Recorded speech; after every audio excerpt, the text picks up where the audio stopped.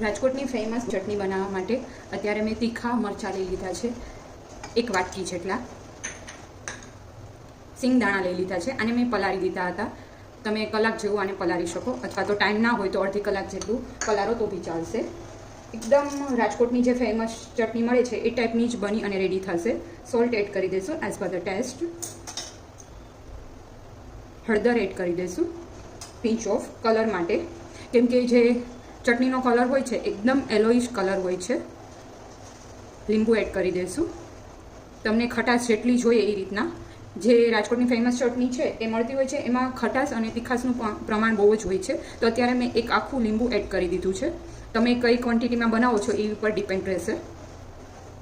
હવે આમાં આપણે પાણી એડ કરી દઈશું. બહુ ઝાઝું અત્યારે નથી કરવાનું, થીક જ રાખવાની છે. જ્યારે આપણે એને યુઝ કરવી હોય ત્યારે આપણે એને નોર્મલ કન્સિસ્ટન્સીમાં થોડું પાણી એડ કરી અને કરી શકશું, કેમ કે આને તમે સ્ટોર બી કરી શકશો. આવી રીતના થીક હશે તો આને પ્રોપરલી ક્રશ કરી લેશું.